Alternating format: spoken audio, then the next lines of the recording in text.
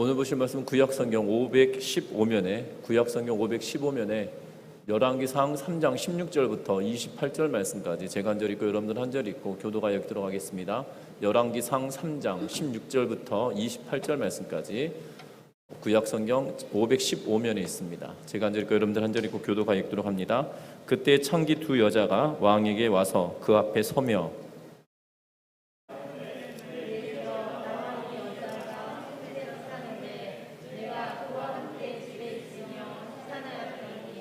내가 해산한 지 사흘 만에 이 여자도 해산하고 우리가 함께 있었고 우리 둘 외에는 집에 다른 사람이 없었나이다.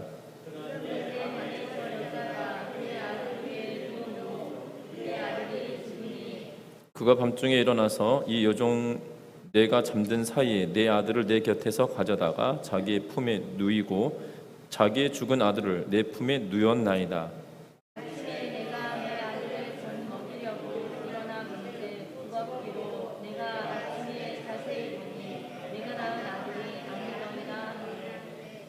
다른 여자는 이르되 아니라 산 것은 내 아들이요 죽은 것이 네 아들이라 하고 이 여자는 이르되 아니라 죽은 것이 네 아들이요 산 것이 내 아들이라 하며 왕 앞에서 그와 같이 쟁론하는지라.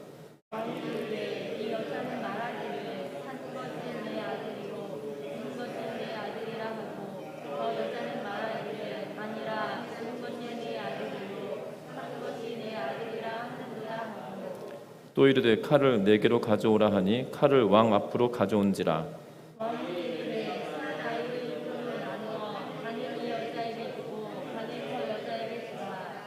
그 산 아들의 어머니가 되는 여자가 그 아들을 위하여 마음에 불붙는 것 같아서 왕께 아뢰어 청하건대 내 주여 산 아이를 그에게 주시고 아무쪼록 죽이지 마옵소서 하되 다른 여자는 말하기를 내 것도 되게 말고 네 것도 되게 말고 나누게 하라 하는지라.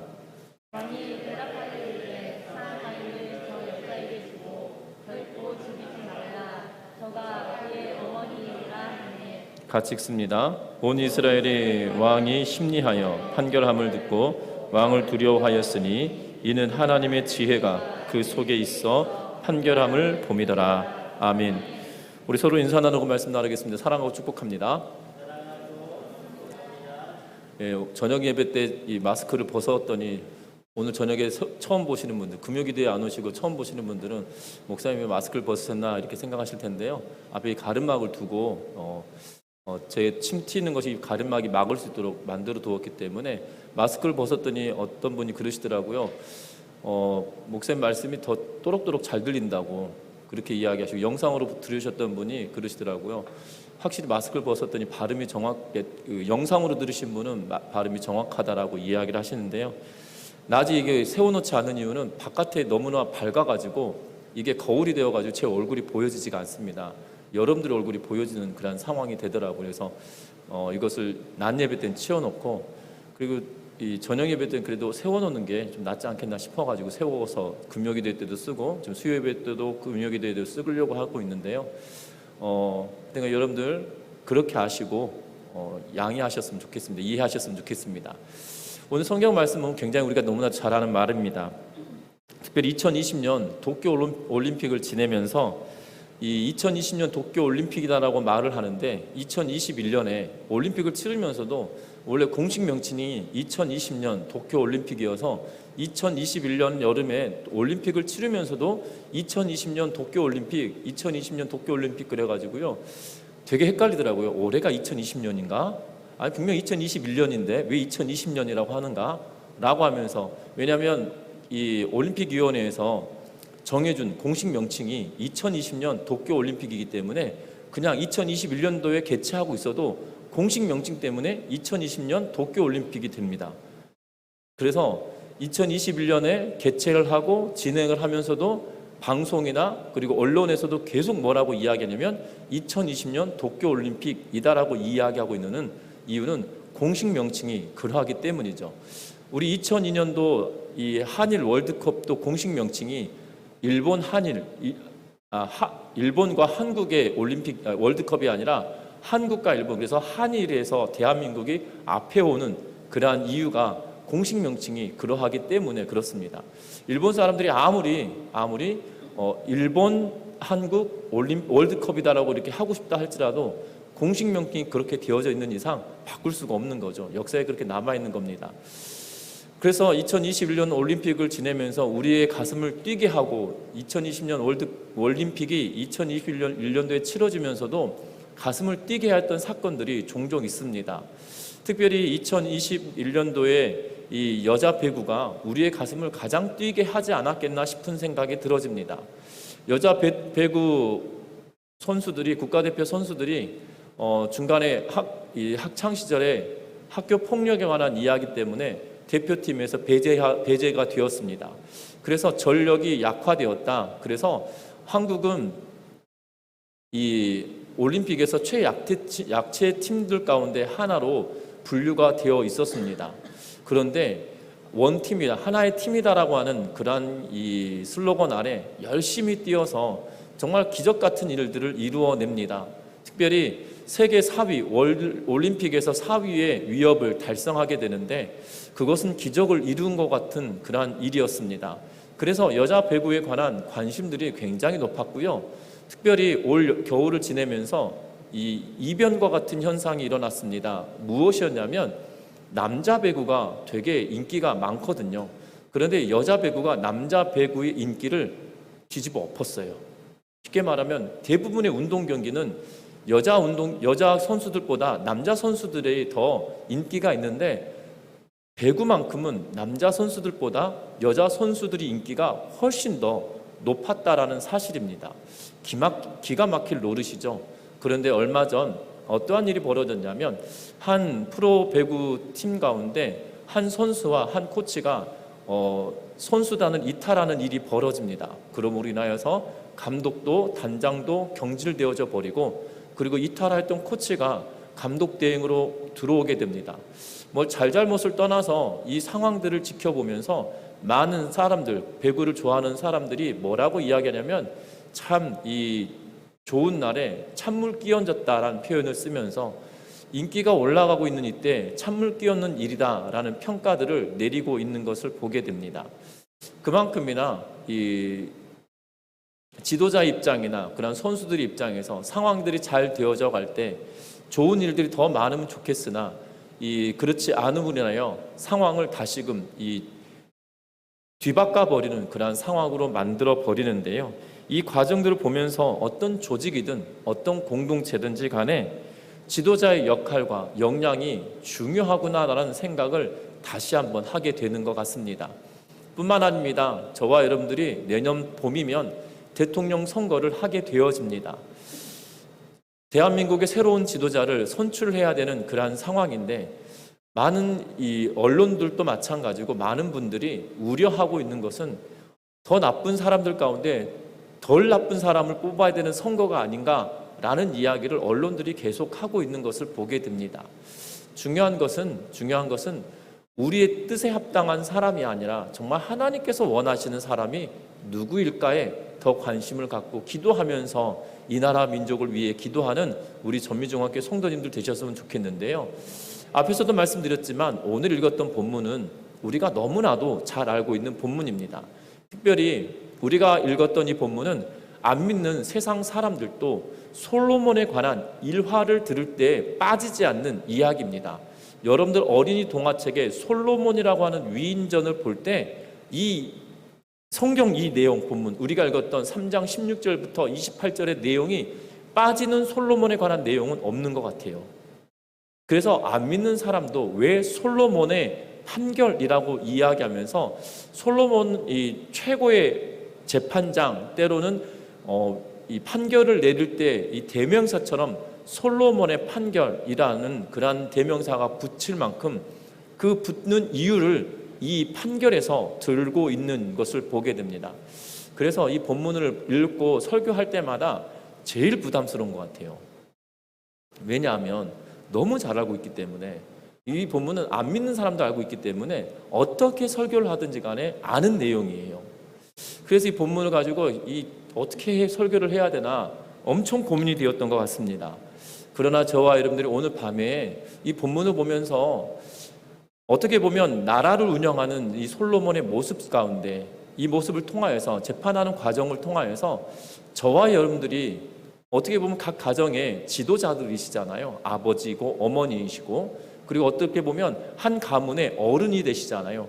할아버지가 되기도 하시고 할머니가 되기도 하시고, 한 가문의 어른이 되는 그러한 이유들이, 그러한 분들이시기 때문에 저와 여러분들이 지도자로서 어떠한 자질을 가지고 살아내야 여러분들의 공동체, 가정이면 가정, 가문이면 가문, 교회 공동체가 어떻게 하면 더 아름답게 운영되어지고 나아갈 수 있을 것인지, 거기에 관심을 두고 바라볼 수 있는 은혜가 있으셨으면 좋겠습니다. 특별히 오늘 본문의 내용은 두 부류의 사람이 등장하죠. 하나는 솔로몬이고요, 또 하나는 재판을 의뢰하고 있는 두 창기가 등장하게 되어집니다.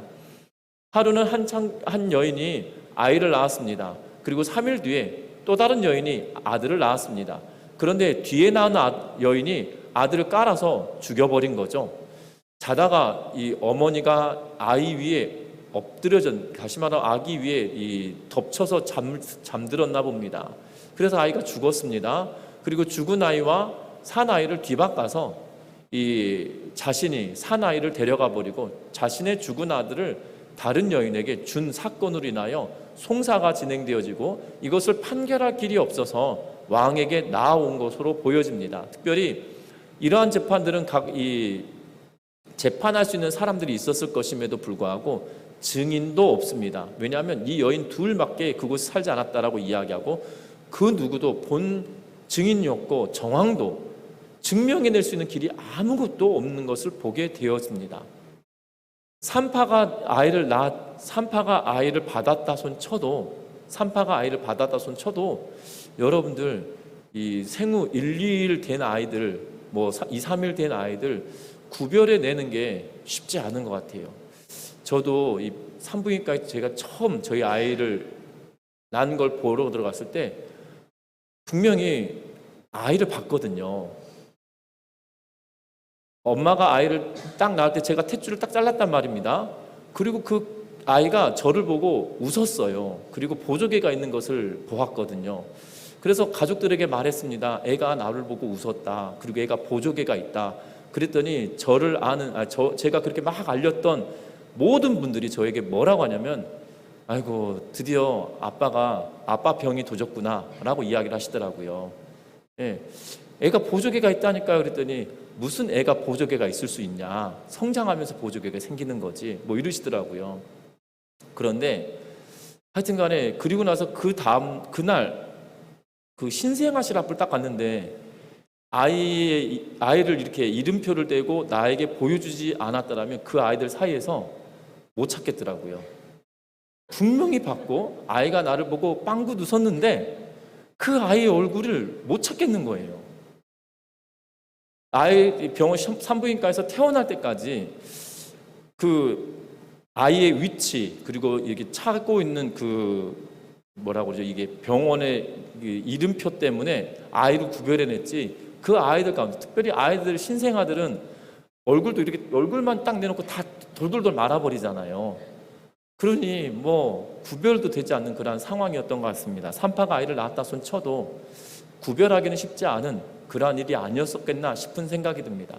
구별해낼 수 있었다라면 산파가 증인이 됐을 텐데, 산파도 그 누구도 증인이 될 수 없는 상황, 딱 이 두 여인만 그리고 아이만이 이 사건에 관계되어져 있는 것처럼 보여지는 사건이었다는 거죠.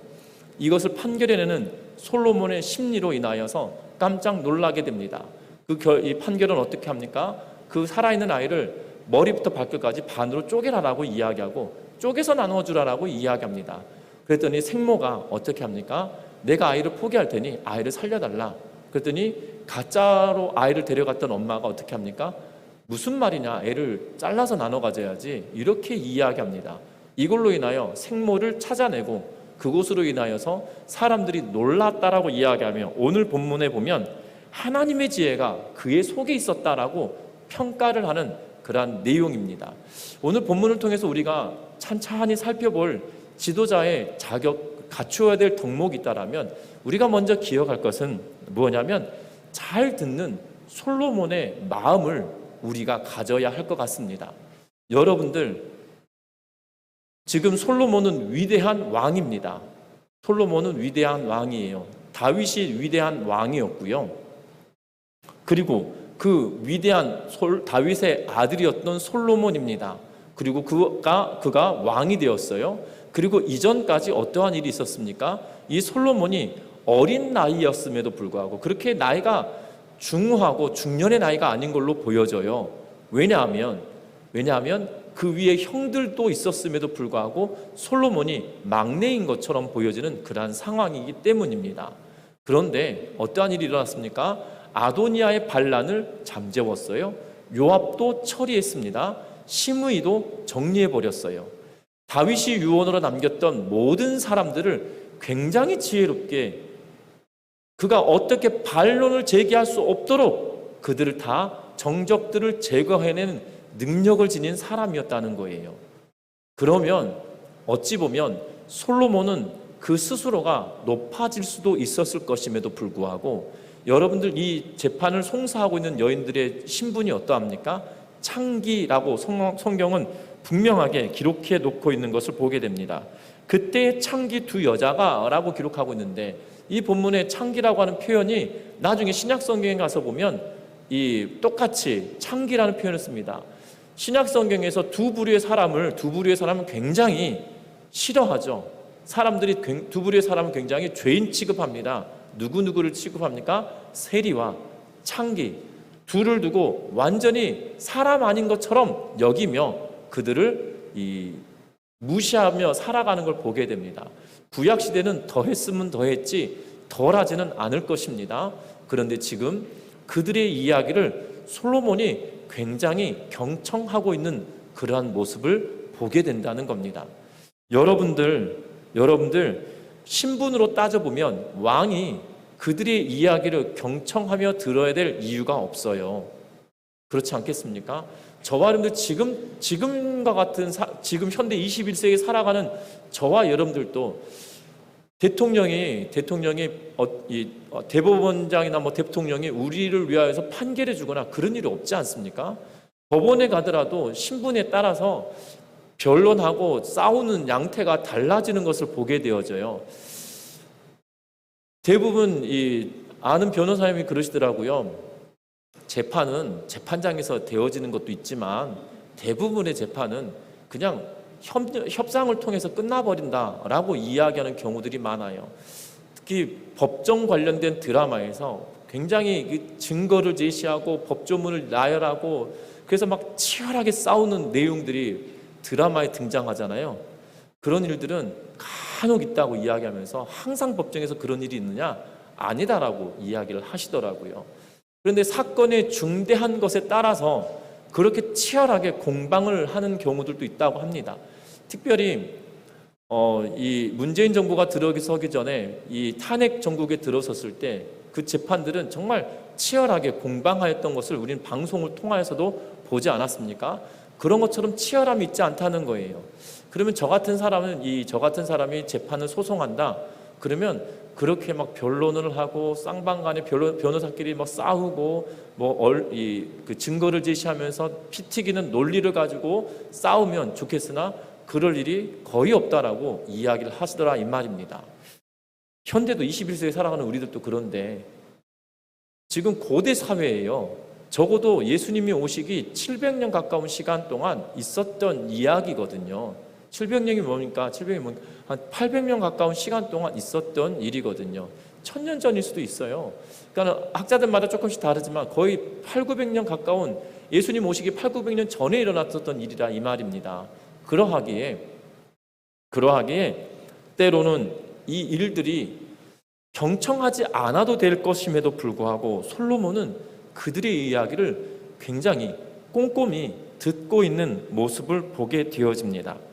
여러분들 어떠한 지도자든지 간에 가정에서의 지도자든 교회 공동체 안의 지도자든 여러분들이 어떠한 소속되어 있는 지도자들이든지 간에 여러분들 자녀들이 또한 여러분들이 함께하는 그러한 분들이 이야기할 때 경청할 수 있는 은혜가 있으시기를 주의 이름으로 부탁드립니다.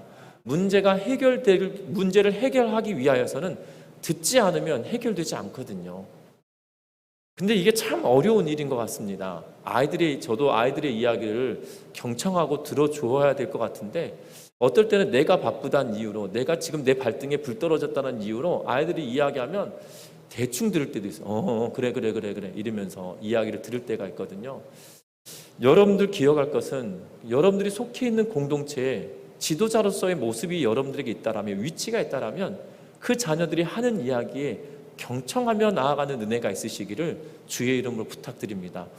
들을 때에 어떻게 들어야 하냐면, 이 이야기를 왜 이렇게 하고 있는 것일까라는 것에 관심을 두어야 된다는 거죠.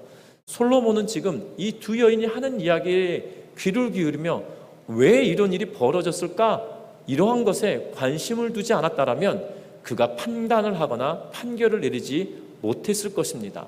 두 여인이 하는 이야기에 지금 솔로몬이 귀를 기울이고, 또한 그들의 이야기를 귀를 기울일 뿐만 아니라 왜 이렇게 이야기를 하고 있는지에 대하여 관심을 두지 않았다라면 이러한 판결 자체는 어려웠을 거란 이야기죠. 여러분들 기억할 것은 듣는 것으로부터 시작된다는 거예요.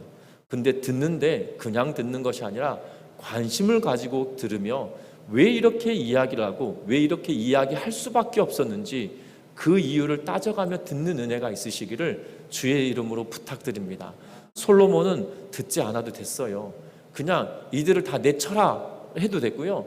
그냥 이 두 어미를 다 하옥시켜라, 투옥시켜라, 돌로 쳐 죽여라 이래도 그 누가 뭐라 하겠습니까? 그런데 솔로몬은 이 비천해 보이고 미천해 보이는 두 여인의 이야기를 꼼꼼하게 듣고 있다는 거죠. 저와 여러분들이 지도자된 모습으로 꼼꼼하게 듣고 경청하는 은혜가 있으시기를 주의 이름으로 부탁합니다. 특별히 이 나라 민족을 위하여서도 이러한 지도자가 나오는 은혜가 있었으면 참 좋겠다는 생각이 들어집니다. 왜냐하면 세종대왕에 관한 그러한 드라마나 관련된 영화들을 보면 세종대왕이 참으로 이 연약한 자들, 그리고 주변의 학자들의 이야기에 귀를 부단히 귀담아 듣고 있는 내용들을 우리는 종종 보게 되어지거든요. 지도자라면, 특별히 뛰어난 지식을 가지고 학식을 가지고 있었던 세종대왕조차도 학자들의 이야기에 고견에 귀를 기울이고 그들의 이야기를 귀를 기울이면서 나라를 운영하였을 때 우리는 몇 되지 않는 대왕 중에 하나로 세종을 칭송하고 있는 것을 보게 된다는 거죠. 저와 여러분들도 마찬가지로 귀담아 듣는 은혜가 있길 바라고, 이 민족 가운데 귀담아 듣는 지도자들이 세워질 수 있도록 기도하며 나아갈 수 있는 우리 모두가 되시기를 주의 이름으로 부탁드립니다. 귀담아 듣기 위하여서 필요한 조건이 있죠. 경청하며 듣는다는 것은 바로 그 사람에 대한, 상대방의 이야기를 하는 사람에 대한 배려가 있어야 되고, 그 사람에 대한 그 사람을 인정하는 인정함이 먼저 있어져야 된다는 거죠. 저와 여러분들도 이야기를 들을 때, 자녀의 이야기를 들을 때, 손주들의 이야기를 들을 때, 여러분들 주변의 공동체 안에 여전도회면 여전도회, 남전도회 남전도회, 아니면 이 권사님들 사이에서도 그러한 일들이 있다라면 그들을 배려하고 또한 그들을 인정하며 그들의 이야기를 들어드릴 수 있는 믿음의 성도님들 되시기를 주의 이름으로 부탁합니다. 여러분들 이야기를 귀담아 듣지 않으면 불통이거든요. 통하지가 않고요. 그 마음 아무리 좋은 뜻이어도 내가 이야기를 할 때 상대편도 들어주지 않을 때가 더 많다는 거죠. 그래서 서로 상호 간에 인정하고 또한 도우며 살아낼 수 있는 우리 모두가 되시기를 주의 이름으로 부탁드립니다. 오늘 23절부터 26절에 보면 솔로몬이 이 아이에 관하여 판결을 내리는데 뭐라고 이야기하냐면, 둘로 나누어 버려라, 잘라 버려라 라고 이야기를 합니다. 그래서 23절에 이렇게 이야기합니다. 왕이 이르되 이 여자는 말하기를 산 것은 내 아들이요 죽은 아들은 내 아들이라 하고, 저 여자는 말하기를 아니라 죽은 것이 네 아들이요 산 것이 내 아들이라 하는도다 하고 라고 23절에 이야기합니다. 그랬더니 25절에 왕이 뭐라고 이야기하냐면, 왕이 이르되 산 아이를 둘로 나누어 반은 이 여자에게 주고 반은 저 여자에게 주라 라고 하며 판결을 내리죠. 왕이 솔로몬도 이 재판이 일반적으로 해결하기 굉장히 어려운 사안이라는 사실을 그가 인식했던 걸로 보여집니다. 그러하기 때문에 지금 이 판결이 상식적으로 해결되지 않는 판결이잖아요. 사람을 잘라다니, 위에서 아래로 자르다니요. 칼을 가져다가 아무리 신생아라 하더라도 아이를 자른다는 거, 왕이라 하더라도 이것이 쉬운 일이 아니지 않겠습니까? 죽어 있는 것도 아니고 살아있는 것을 나누라라고 이야기하고 있는 것을 보게 됩니다. 그런데 놀라운 것은 이 두 여인의 반응이죠. 친모는 어떠한 반응을 합니까? 내가 가지고 있는 것을 포기하더라도, 내 아이를 포기하더라도 이 아이만큼은 살려야겠다라고 이야기하며 아이만은 절대로 죽이면 되지 않는다라고 이야기하고 있는 것을 보게 됩니다. 반대로 아이를 죽인 여인은 뭐라고 이야기합니까? 23절 말씀에 보면 26절 말씀 같이 읽어보면 26절 그 산 아들의 어머니 되는 여자가 그 아들을 위하여 마음이 불붙는 것 같아서 왕께 아뢰어 청하건대 내 주여 산 아이를 그에게 주시고 아무쪼록 죽이지 마옵소서 하되 다른 여자는 말하기를 내 것도 되게 말고 네 것도 되게 말고 나누게 하라 하는지라. 아멘. 여러분들 오늘 본문의 내용 보면 친모가 아닌 여인이 상반된 모습을 보게 됩니다. 여러분들 친모는 마음에 불붙듯이 무엇인가 올라와서 이 아이를 살려달라고 이야기하고 이 여인에게 주어버려라라고 이야기합니다. 반면에 다른 여인이 뭐라고 이야기하냐면 내 것도 되게 말고 네 것도 되게 하지 말고 아이를 나누어라라고 이야기하고 있는 것을 보게 되어지죠. 어떻게 보면 친모가 아닌 여인은 모성애 자체가 있는 여인 같지 않습니다. 왜냐하면 아이를 깔아 죽인 것도 놀라운 일인 것 같아요. 이게 가능한 일이 아니거든요. 모르겠습니다. 이게 상식적이다라고 말할 수는 없겠지만, 일반화시킬 수는 없겠지만 제 주변에 있었던 대부분의 어머니들은 희한합니다. 아이가 떨어져 자고 있는데도 열나는 것을 어떻게 아는지 모르겠어요. 엄마가 이게 영원히 가서 아이들 머리에 손을 대보는 것도 아닐 텐데 어머니는 그래서 위대한 것 같습니다. 몸이 떨어져 있다 하더라도 아이의 상태를 알아요. 희한합니다. 아이를 안고 자서 체온을 느낄 수 있다라면 아이가 열이 나는지 아닌지를 알 수 있겠지만 떨어져 있음에도 불구하고 아이가 열이 나는지 아픈지 숨소리를 판별해내는 거 보면 정말 어머니는 위대하다는 생각이 들어집니다. 우리 권사님들 집사님들 다 그러셨죠? 예. 일반할 수 있을 것 같습니다. 예. 대부분의 어머니는 그러신 것 같아요. 그 이유는 제 아내가 이렇게 표현합니다. 뭐라고 하냐면 아이는 내 장기 하나를 잘라냈기 때문에 내 몸이어서 그렇다라고 이야기를 하던데요. 일리가 있는 말인 것 같습니다. 어디 책에서 봤는지 아니면 본인이 만들어내는 이야기인지 모르겠으나 장기를 하나 뗐다라고 이야기가 정말 맞잖아요. 뱃속에서 아이가 자라서 탯줄을 끊고 장기 하나가 나온 거지 않습니까? 그래서 내 몸의 일부였기 때문에 느낄 수 있다라는 말이 일리가 있다는 생각이 들어지는데요. 분명한 이게 어머니의 일반적인 모습이에요. 그런데 아이를 깔아서 죽였다. 그리고 또 하나는 상식적이다라면 이렇게 하겠죠. 그럼 내가 알았다. 내가 이거 잘 키울게. 내 자식 맞다. 이렇게 한 것이 일반적인 어머니의 모습일 텐데 이 여인은 뭐라고 이야기하냐면 네 것도 되게 하지 말고 내 것도 되게 하지 말라고 이야기하며 말합니다. 이 여인은 아이를 낳음이 사랑해서 아이를 사랑하기 때문에 데리고 있었던 게 아니고요. 이 아이를 마치 내 장식부처럼 여겼던 여인이다라는 생각이 들어지는 대목인 것 같아요. 저와 여러분들도 기억했으면 좋겠습니다. 이 두 여인을 보면서 지도자가 갖춰야 될 덕목들이 있다라면 바로 이 사랑하는 마음이 아니겠나 싶은 생각이 들어져요. 친모가 아닌 여인은 아이를 낳았음에도 불구하고 이 낳은 아이를 장식품처럼 여겼기 때문에 아이를 귀하게 여기거나 조심스럽게 대하지 않았다는 거고요. 또한 지금 남의 아이를 빼앗아 왔음에도 불구하고 이 아이를 잘 키우겠다라는 생각이 아니라 이 여인에게 지금 고통을 주겠다는 생각밖에 들지 않아요. 그렇지 않습니까? 살아있는 아이를 내가 뺏어옴으로 인하여 이 여인이 고통받기를 바라는 마음이 그에게 있는 것처럼 여겨진다는 거예요. 우리는 기억했으면 좋겠습니다. 지도자들이라면 적어도 사랑하는 마음이 있어야 된다는 거죠. 나와 함께하는 이가 고통받기를 원하는 마음이 있지 않았으면 좋겠다는 거예요. 그런데 이 두 여인은 지금 함께 사는 여인이에요. 이웃사촌이에요. 아니, 둘이 보니까 주변에 없고 둘만 있는 집에 살고 있는 것 같아요. 그러면 적어도 그렇다면 이렇게 하면 안 되지 않겠나 싶은 생각이 듭니다. 같이 사는 여인이 고통받도록 만드는 건 그것이 가능한 일이 아니거든요. 그런데 아이를 훔쳐오고 죽은 아이를 그 여인에게 줌으로 말미암아 이 여인에게 고통을 주겠다는 의도로 이 일을 시작하고 있고, 심지어 아이를 반으로 쪼개라라는 말에 옳구나라고 하면서 그 말에 장단을 맞추고 있는 그러한 상황이죠. 여러분들, 우리가 신앙생활하며 이런 일들이 종종 우리가 볼 수 있어요.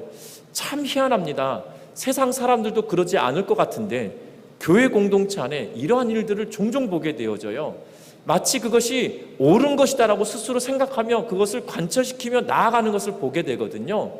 그런데 어떻게 보면 이 친모가 아닌 여인처럼 상대방을 상처 주려고 하는 계획하고 있는 것처럼 그렇게 계획하고 그렇게 인식하고 그렇게 되기를 관찰하는 것처럼 보여지는 그런 모습이 교회 공동체 안에 있을 때가 종종 보게 됩니다. 과거에 사역했던 교회들 가운데 그런 일들을 종종 보게 되는 것 같아요. 어떤 일들을 보게 되냐면 아무런 일이 아니었어요. 그런데 작은 이야기 하나를 확대 재생산해서 그 이야기를 처음 시작했던 그 사람을 완전히 이 상처받게 하고 교회를 떠나게 만드는 일들을 보게 됩니다. 안타까운 일인 것 같아요. 교회에서 상처받아서 교회를 떠난다는 것이 참으로 쉬운 일이 아니거든요. 그런데 그 시작점이 뭐였냐? 아무것도 아니었던 거예요. 그런데 말을 재생산하고 말을 만들고 덧붙이고 살을 붙여서 그 사람들이 결국 쫓아내도록 떠나도록 만드는 거, 그 사람이 상처 입도록 만드는 거, 계획한 것처럼 그렇게 한 것처럼 보여질 때가 있다는 거죠. 여러분들, 오죽하였으면 세상 사람들이 이렇게 평가합니다. 세상 사람들은 싸우고 나면 술 한 잔 마시고 풀는데 예수 믿는 사람들은 술도 안 마셔가지고 마음에다 꽁 하고 산다면서, 그래서 언젠가 터지면 정말 안 믿는 사람이 믿는 사람이 안 믿는 사람보다 못하다라는 이런 평가를 안 믿는 사람들이 입에서 나오는 거 보면 놀랍다는 생각밖에 들지 않아요. 여러분들, 우리의 마음이 어떤 마음을 가지고 있는지, 친모와 같은 마음을 가지고 사랑하는 마음을 가지고 성도들과 여러분들의 자녀들과 여러분들의 손주들을 대하고 있는지, 아니면 친모가 아닌 여인처럼 상처를 주려고 하는 작정한 것처럼, 작정하지는 않았겠지만 지금 3자의 입장으로 보면 작정한 것처럼 보여져요. 이 여인은 고통스럽게 만들려고 하는 것처럼 보여지고요. 애를 잘라라 이러면서 지금 왕 앞에서 이렇게 큰 소리를 치고 있는 모습을 보게 되거든요. 마치 이것을 관철시켜야만 될 것 같은 그런 상황으로 보여집니다.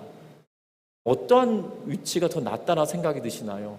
우리 전미중학교 성도님들은 이 친모와 같이 사랑을 베풀며 나아가는 그러한 지도자들이 되시기를, 가정의 어른들이 되시기를 주의 이름으로 부탁드립니다. 뿐만 아닙니다. 어머니의 마음을 알고 있는 이 솔로몬과 같은 현명함이 우리들에게도 있었으면 좋겠습니다. 특별히 솔로몬이 이렇게 판결을 내립니다. 이 상황을 보고 아이를 반론으로 잘라라, 아니다 내가 포기하겠다, 아이를 살려줘라, 이 상황을 보면서 솔로몬은 친모가 누구인지 명확하게 알 수 있었어요. 우리도 알 수 있습니다. 누가 친모입니까? 아이를 살려주라고 하는 이가 친모이겠죠. 아이를 살려달라고 하는 여인에게 아이를 주고 아이를 죽이지 말라고 이야기하고 이 아이가 진짜 엄마다라고 선언을 합니다. 그리고 이런 판결을 내린 이유가 있다라면, 진짜 엄마라면 아이를 살리기 위하여 무슨 일이든 할 거라는 생각이 들었다는 거죠. 반면에 친모가 아니다 할지라도 사람이라면 순간의 욕심으로 죽은 아이 대신 남의 아이를 자기 아이라고 우기고 싶다 할지라도 아기를 죽인다고 하면 가짜도 가짜도 포기할 거라고 하는 인간적인 마음에 이 판결을 내렸을 거라고 생각이 들어져요. 인간적인 마음, 아이를 지금 죽여야 된다고 하는데 둘 중에 하나 포기하든지 아니면 진짜 엄마는 살리기 위해서 어떠한 수단과 방법을 가리지 않을 거고, 가짜 엄마다라면 적어도 인간적인 모습은 보이지 않겠나라는 생각이 들어진다는 거죠. 알았다, 내가 키울게, 아니면 내가 잘못했습니다. 이 둘 중에 하나 반응이 나와야 되는데 전혀 상관없는 반응이 나와 있는 것을 보게 된다는 겁니다. 가짜 엄마가 누구인지 진짜 엄마가 누구인지 이것을 판별해낼 수 있는 현명함이 지금 솔로몬에게 있다는 거죠. 이것이 어디로부터 나왔다라고 성경은 이야기합니까? 28절 말씀에 하나님의 지혜가 그의 속에 있어 판결함을 봅니다 라고 이야기하고 있는 것을 보게 되어져요. 저와 여러분들도 이러한 판결을 할 수 있는 지혜로움이 저와 여러분들에게 있기를 주의 이름으로 부탁합니다. 이것은 사람의 힘으로 나오는 것이 아니다라고 열왕기상 기자는 말하고 있어요. 이것이 누구로부터 나왔습니까? 하나님의 지혜가 그의 속에 있어 라고 이야기하고 있거든요.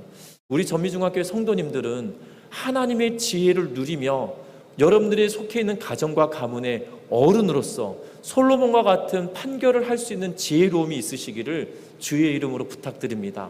하나님의 은혜와 하나님의 지혜를 날마다 구하지 않으면 우리는 어느 순간 내 뜻대로 판결하고요, 내 마음대로 판결할 때가 있다는 거예요.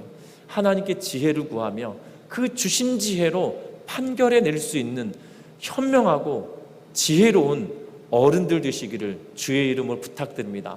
뿐만 아니라 이렇게 지혜로운 지도자가 우리 가운데 세워질 수 있도록 끝까지 기도할 수 있는 우리 전미중학교 성도님들 됨으로 말미암아 이 나라 민족 가운데 하나님의 영광이 드러나고 하나님의 살아계심이 드러나고 지혜로운 지도자가 선출되어짐으로 말미암아 이 민족이 더욱더 평안해질 수 있는 기회를 누릴 수 있도록 해달라고 기도하는 우리 전미중학교의 모든 성도님들 되시기를 주의 이름을 부탁드립니다. 말씀을 맺으려고 합니다. 오늘 본문을 통하여서 지도자가 갖춰야 될 덕목들, 어떤 자세를 가져야 될 것인지에 대하여 말씀을 나누었습니다. 분명한 것은 우리도 어떻게 보면 작은 공동체, 작은 가정의 지도자고 또한 판결을 나눠야 될 그러한 지도자일 겁니다. 그러할 때 우리는 어떻게 할 것인지 다시 한번 생각해 보며 지혜롭고 현명하고 사랑을 갖추며 나아갈 수 있는 우리 모두가 되심으로 인하여 여러분들 가정이 하나님의 은혜와 기쁨이 충만하시기를 주의 이름으로 부탁드립니다. 기도하겠습니다.